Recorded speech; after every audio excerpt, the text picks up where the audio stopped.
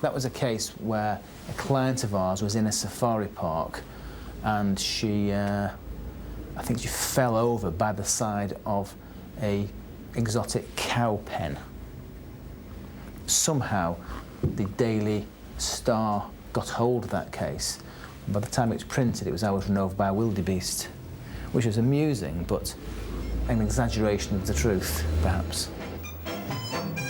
Personal injury is a cutthroat business where only the strongest survive. Good afternoon, Amelans. I need you, whatever's gone on before, to be really, really honest with me. For 6 months, the BBC filmed with a firm of no-win, no-fee solicitors who reckon they're the plucky David amongst a bunch of insurance Goliaths. We're the underdogs all the time. We're up against big guys. It's like, you see some of these guys here, the black belts, they're tiny guys, but they punch massively above their weight. Same with our firm, you know, we may only be small, but we've got a hell of a bite. If you get on the wrong side of us, then it doesn't matter who you are, you know, you're going to have it.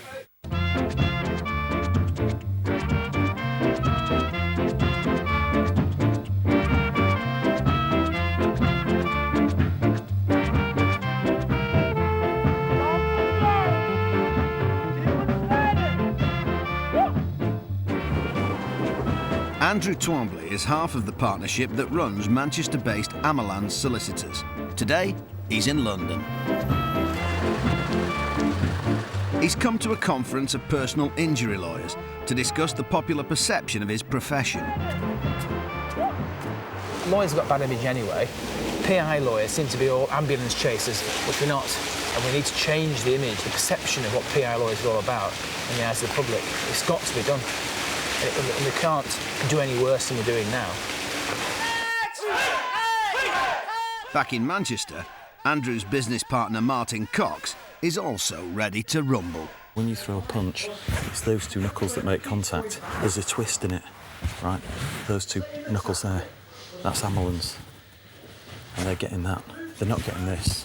They're not getting pushing around like this. You know, that's what they're getting. Good morning, Amelans.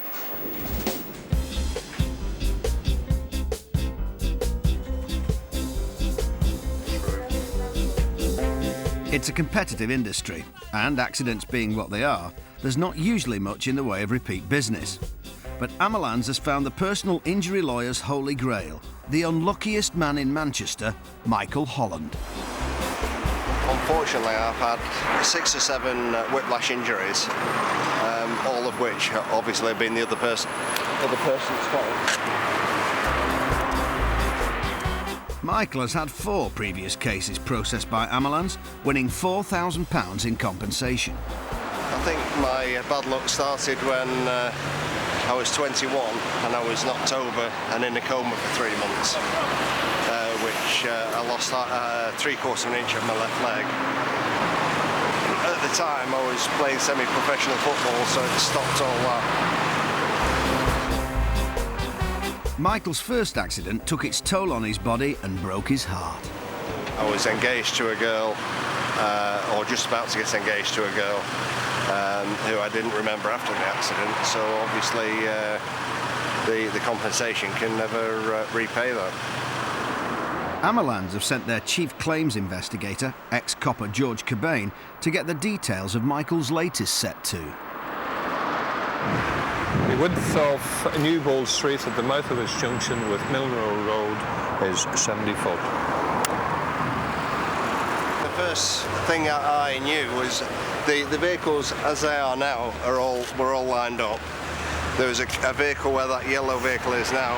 Apparently the person in that vehicle waved this car coming through from Newbold Street out, and he didn't realise that I was coming up on the outside lane, and obviously he went straight in the side of me. I think he's very unfortunate, clearly unfortunate, and all these accidents that he's had are all non-fault, not his fault. Somebody up there doesn't like me, I think.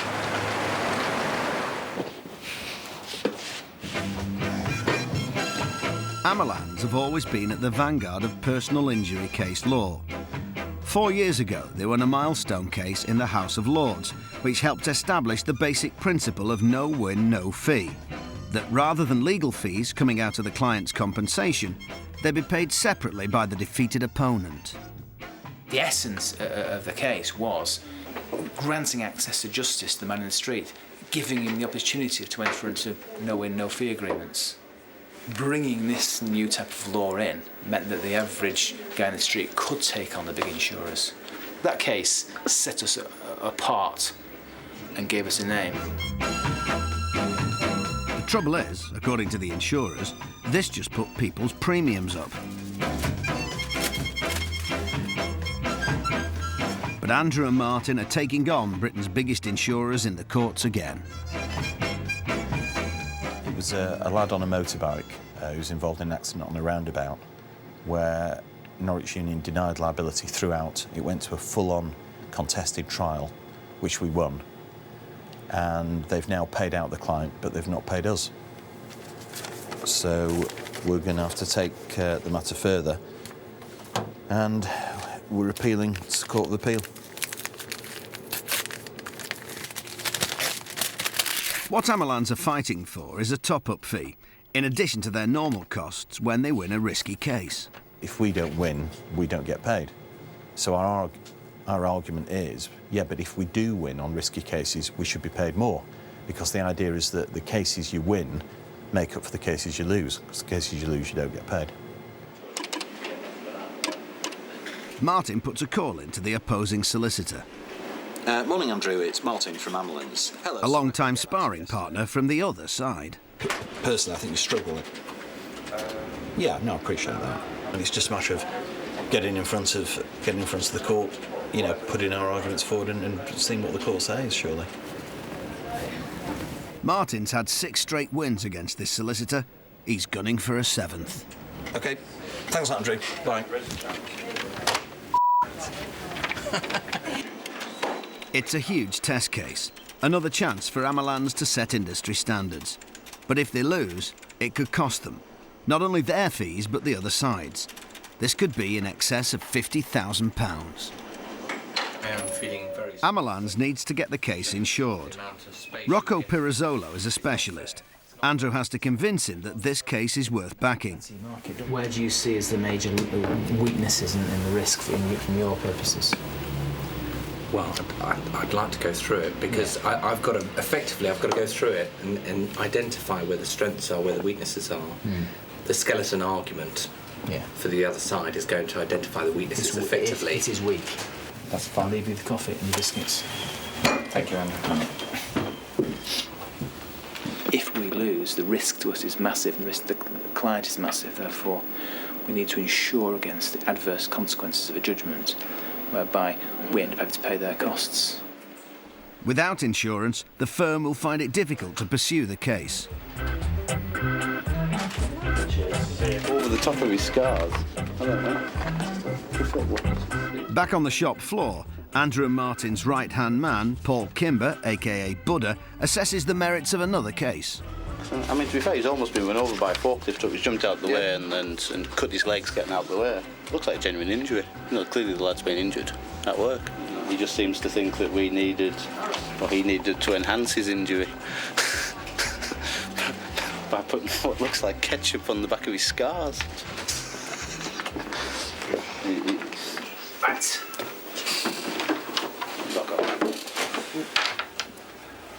Andrew, talk me through it. Right. The idea that defendants, after trial, are trying to say it was a straightforward case, which was obvious to everyone, is just not an attractive argument at all. So you're happy on our assessment of the risk Yeah. at 100%? Yeah. Bear in mind all the facts that have been covered? Yeah. Excellent. Yeah. So we're insured? Yeah. All right, Andrew. Okay. Cheers. Thanks very much. It's a great start to the week, a great relief from me. So, whew, excellent. Done.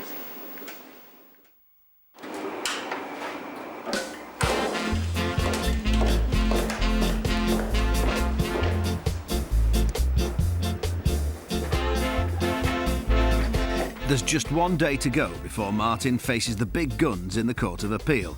Luckily, he's used to an early start. You're either a lark or an owl. You know, I'm a lark. I'm gone by 4:30. You won't see me here after 4:30. And I guess you either work, one end or the other.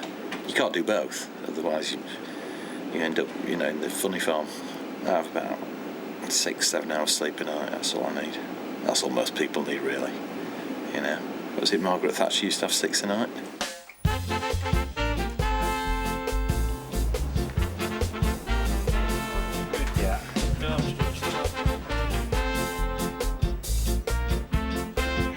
I love my bacon. Barbie, the office administrator, is in early too. It's her birthday. She has cake. Enough to keep the entire firm on a 48-hour sugar rush. Tell me what you've got there. Well, it's like a chocolate fudge cake. And that's a cheesecake. Sponge upside down cake, that. This is Rocky Road slice. Sensation. Rocky Road slice, just sponge cake and chocolate frosting. It's got nuts in. I meant to put nuts. That's what I meant to do.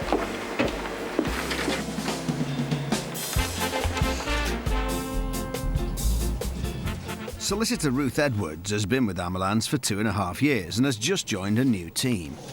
I made the move from the Road Traffic Accident Department a few weeks ago, but when I came up here, up on Slip Trip, I brought a few of my cases from RTA with me, the ones that I'd spent a lot of time on, a lot of effort had to go into, certainly cases where I'd built rapport with the clients and their families.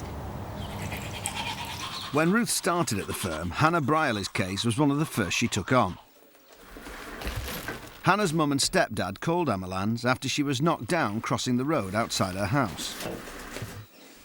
Witnesses claimed the car that hit Hannah had been moved after the accident.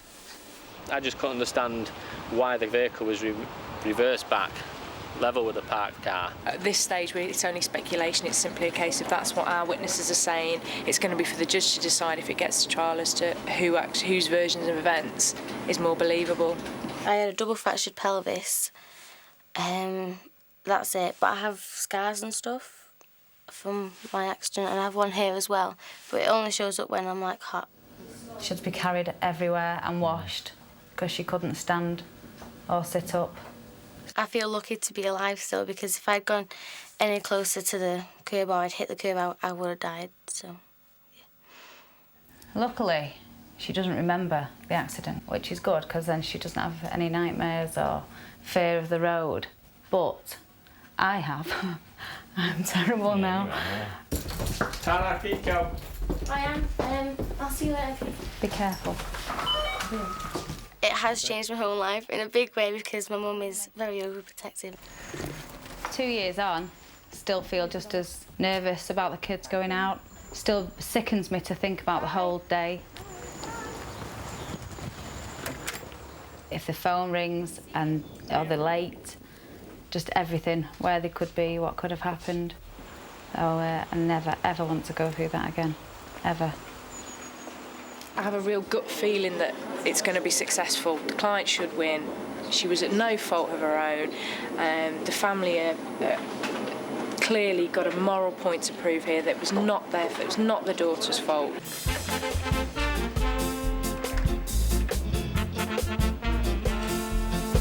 Barbie is keen to ensure that any future gut feelings are strictly work-related. Hannah last year, a few pieces of my Rocky Road, and she was allergic to nuts. Done well again there. Jesus. Barbie's gone mental. Bottom. Not like cheesecake. But chocolate cake's nice.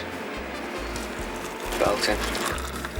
Meanwhile, Amelans' favourite customer, Michael Holland, arrives in the hope of hearing some news about his claim. Oh, Andrew, all the best. You're officially our unluckiest ever clients now. Thank you very much. How's it going? Okay, thank you. You walking straight? Unfortunately, over Christmas, my leg gave way and I went over on my foot and I spent Christmas on crutches. Well, whose fault was that? Yours? Oh, it was just one of those things. Just one of those things. Yeah. Oh, yes. Your best client. Hi, you okay there? Yes, thank you. You? Yeah, not too bad. Good, good. Right, take him away. Okay. See you. Yeah, see you soon. Nice to see you. Careful the stairs, mate. Barry's been negotiating a final settlement for Michael. He's convinced the insurers to increase their original offer from £1,300 to £1,600. Yes. We've got a few options. If I just really go into a bit more detail there, we can obviously accept the offer. That's the first option. Yes. What would basically happen now is the insurance company would then issue a cheque, and that would be the case settled. The only other option really would be to issue proceedings. Yes. I think probably the risks outweigh getting a few hundred more pounds at trial. It is difficult to put a final figure on compensation claims, certainly with other accidents and other injuries involved. That being the case, then I think I will accept the 1,600. Okay. Right. Sorted, mate? Yes, we're sorted, and no doubt we'll see each other again very soon. Right, mate. See him down the stairs, Barry. I don't want to tripping over in our premises. Okay. Right, see you, mate. Thank you very much. Bye, Barry. See you soon.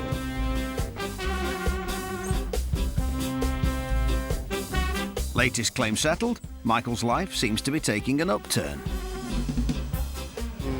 It's a new company now. Have a new car, a company car through them, and things are looking very good. And I'm very happy. I have a lovely partner, Joyce, that we've been together now for 18 months. And, well, in the house for 12 months, but we've known each other 18 months, and things are going very well.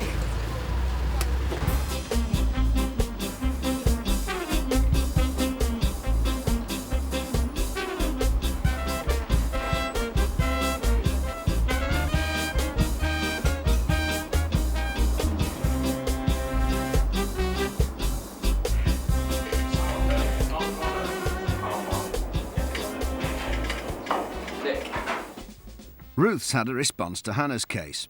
It's not a straightforward admission of responsibility, so she consults Martin.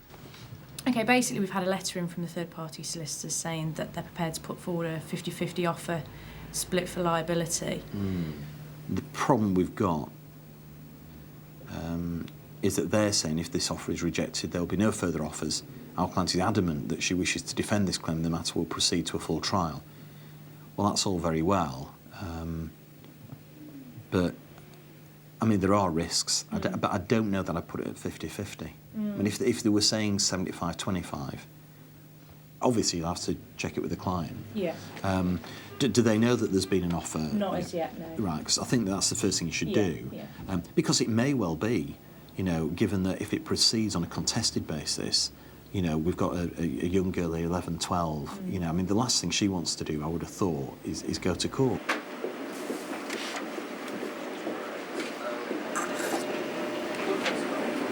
Andrew likes to have his cake and eat it. But there's bad news today. The national press is having another go at compensation culture. This front page in the Express this morning basically blames blood-sucking, ambulance-chasing solicitors for the end-of-school trips. But when you read about children dying and drowning in rivers, children whose teachers being sued in the criminal courts and found guilty, what they're trying to say is that solicitors shouldn't be following up those cases. Well, of course they should. This guy's been found guilty in a criminal court of allowing a child to die, then why should he not face civil courts as well? Martin's preparing for battle in London. He'll face his insurer enemy at the Court of Appeal in the morning. We do lose cases. We don't lose many cases, but you can't win everything. Good luck, but you don't need luck. I don't need it. Right. If I lose, don't come back. It's not going to come to that, mate. The big cases, we don't lose. Touch wood. I've got my mobile. I'll keep it on. Do you know how to use it? Give us a ring later on. I will, mate. Just waving goodbye to the foreman. It's a banker, mate. It's a banker.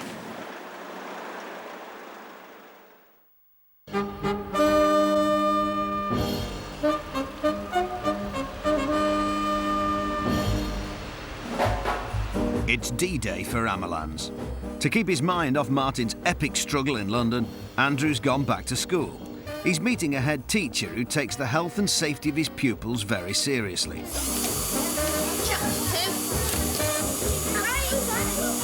Sean Halfpenny was branded bonkers by the tabloids for making his pupils wear goggles to play conkers. Right, where's Sean Halfpenny? Is that you? Sean, and you must be Sean. It's not me, it's not me. I was at home, sir. Kids won't be using the drill, will they? Hi, Sean. Andrew, very pleased to meet you. Have a seat. It's my seat. Yeah. Well, so what are we doing here then, Sean? It's unusual that you're here today because, in one respect, you're my enemy. Right. Because you've changed my job. I'm glad you said that. Considerably. Yeah. Don't take it personally. No. But what you represent has changed the culture in schools. Certainly, it's changed the culture in this school.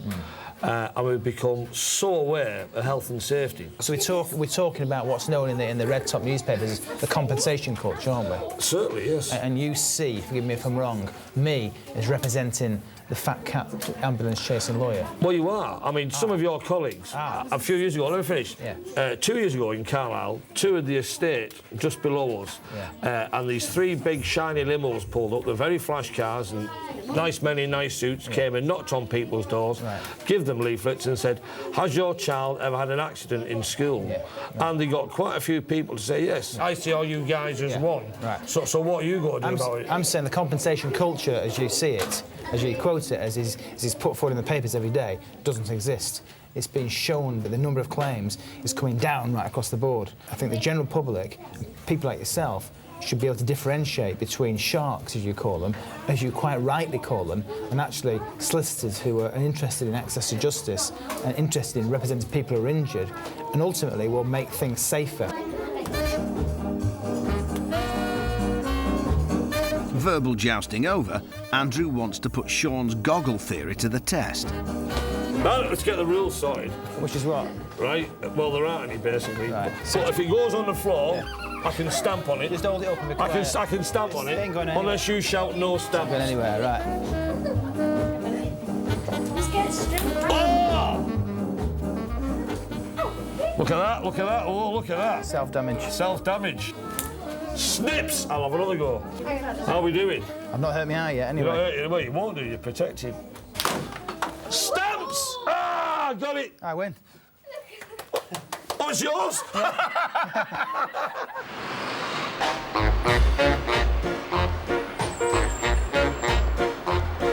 Martin and his team arrive at court, where there's more than just pride at stake.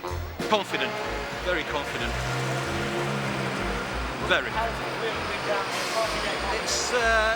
It's nerve-wracking, but, you know, this is where we want to be, and, you know, somebody's got to take on these fights, haven't they? And that'd be us. So there we go.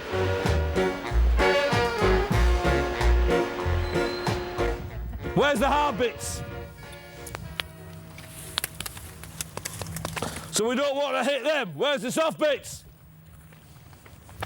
Right, well, you want to hit the soft bits with your hard bits, right? So you've got to aim around them. Can't believe girls playing rugby fully kitted up with mouth guards, shoulder guards, shin pads a lot. It's fun to see. Come on, no! Oh, nice. You didn't use your shoulder. Help, turn it over. Andrew's desperate to hear from his team in London. Taking it in and using the shoulder. Take the ball in and spin. I'm concerned that we've got in the highest court in the land and no one's ringing me. Jonathan! Very good. Help!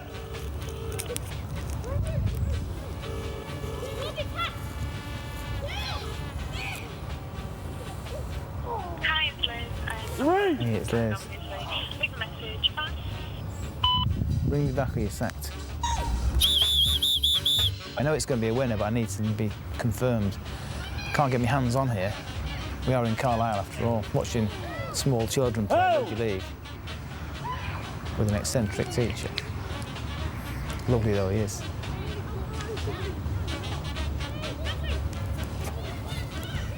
Nice shorts. Turn over! Turn over!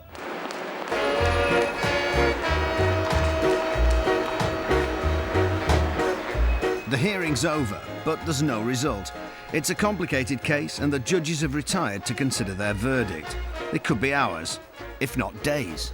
The things that the judges zoomed in on today and focused on weren't things that we thought that they would. If they go against us, it affects every case in the office from now on. So it does have a big impact. Martin finally calls Andrew. Martin. OK, run it by me, don't tell me any bad things. The opposition presented some tough arguments, but Martin is fairly upbeat. But do they score any points? Not really. No. OK, mate, nice one. Keep it up, mate. Bye. Everything went very well. Nothing went wrong. Hope for the best. Nothing's ever certain, but this was as certain as one could be. Hello, Mr. Hutton. Yep. Hello, it's Ruth Edward from Amelans Solicitors. You all right? Yes, fine. Come in. In Manchester, Ruth visits 14-year-old Hannah and her family. She's been unable to get her opponents to admit full liability for the accident.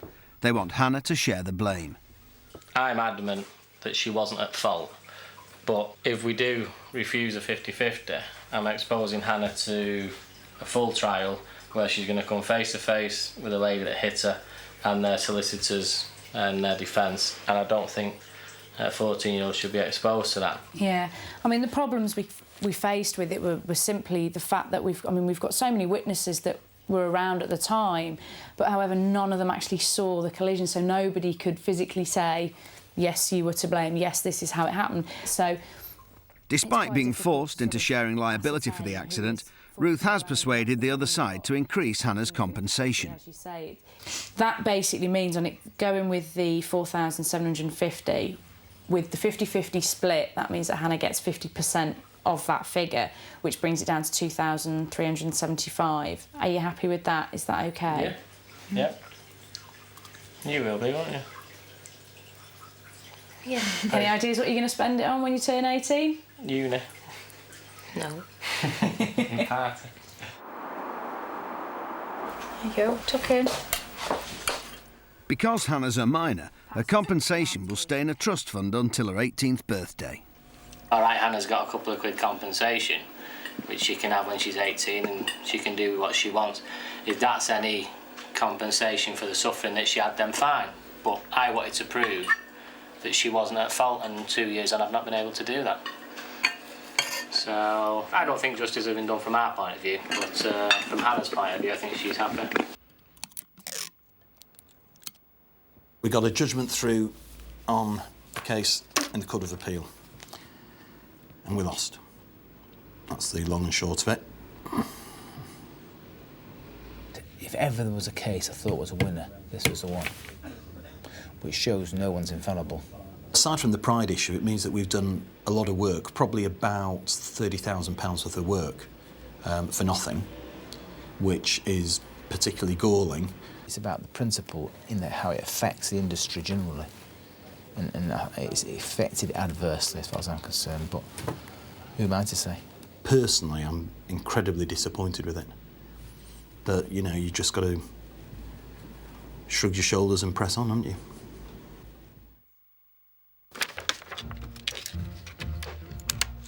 £12 right?